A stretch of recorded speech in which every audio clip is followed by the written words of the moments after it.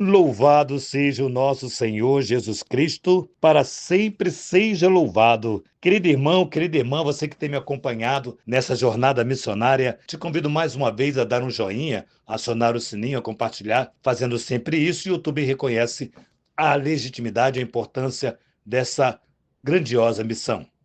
No dia em que a Santa Igreja celebra São Francisco de Sales, bispo e doutor da Igreja. O Senhor esteja convosco, Ele está no meio de nós. Proclamação do Evangelho de Jesus Cristo, segundo São Marcos. Glória a vós, Senhor. Naquele tempo, Jesus subiu ao monte e chamou os que ele quis, e foram até ele. Então, Jesus designou 12 para que ficasse com ele e para enviá-los a pregar. Com autoridade para expulsar os demônios, designou, pois, os 12, Simão, a quem deu o nome de Pedro, Tiago e João, filhos de Zebedeu, os quais deu o nome de Bonerge, que quer dizer filhos do trovão, André, Filipe, Bartolomeu, Mateus, Tomé, Tiago, filho de Alfeu, Tadeu, Simão, o cananeu, e Judas Iscariotes, aquele que depois tornou-se o traidor. Palavra da salvação, glória a vós, Senhor.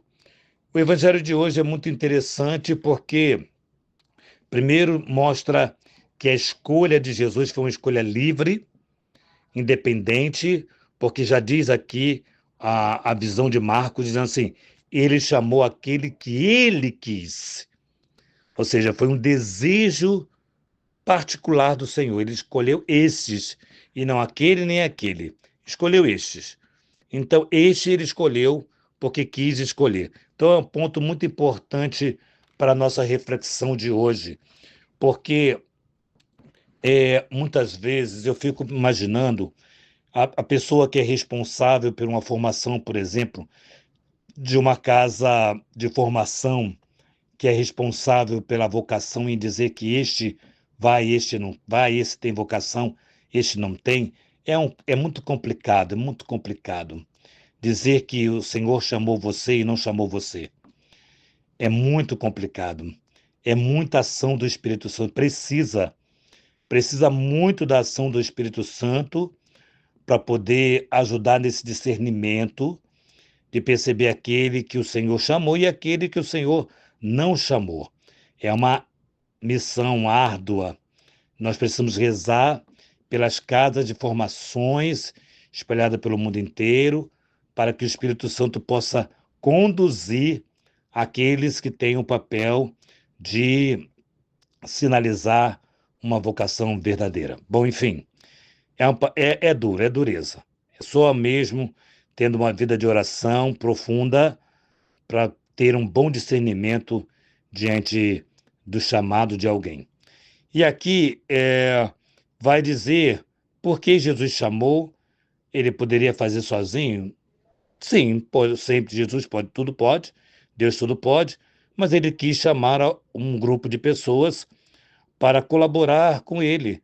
E ele deu a esse grupo de pessoas a graça de poder expulsar demônios em nome dele, a graça de poder realizar algumas curas, deu esta graça a alguns deles, em nome dele, claro.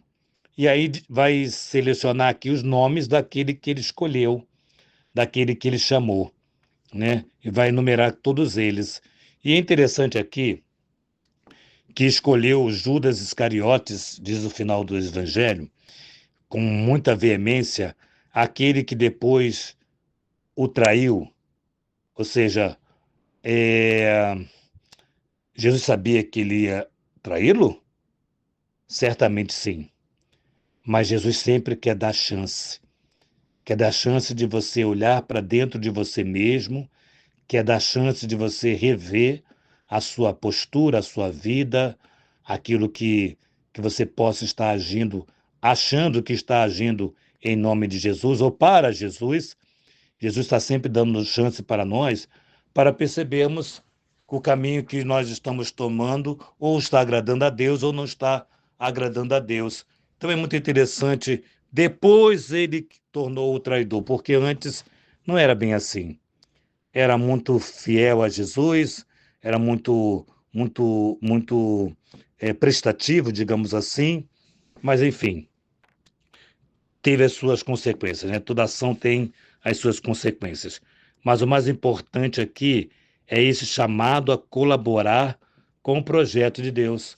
Somos provocados por Deus para colaborar. Hoje foi muito interessante, eu fui dar uma unção dos enfermos num hospital.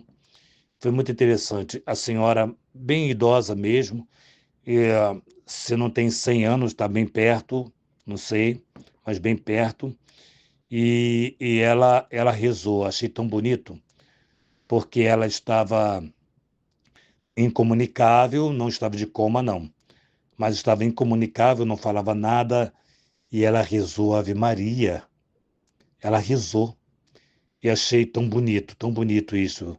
Me deu tanta alegria de estar naquele hospital, entendeu? Então a gente vai percebendo que o chamado que Deus nos dá é para trazer essa alegria mesmo, é para trazer essa paz.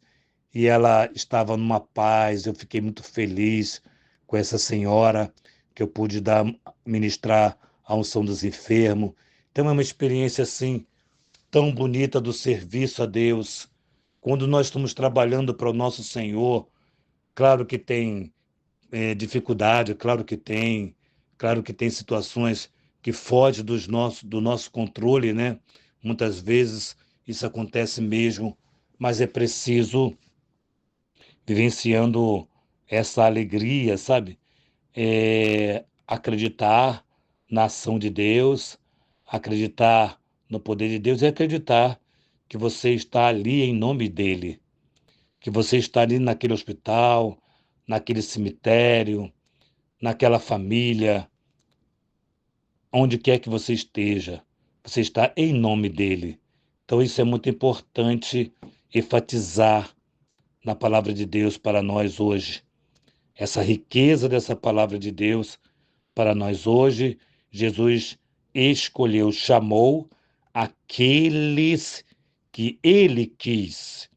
Assim, Marcos nos retrata, nos fala. Que bom. Reze pelo seu sacerdote, reza pela sua missão, reza pela missão daqueles que compõem a sua pastoral, a sua vida comunitária. Reze para que a obra que você realize não seja sua, mas seja unicamente do nosso Senhor Jesus Cristo. Em nome do Pai, do Filho e do Espírito Santo. Amém.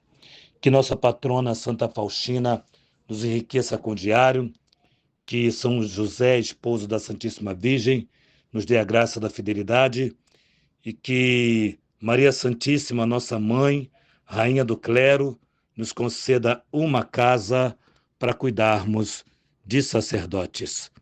Em nome do Pai, do Filho e do Espírito Santo.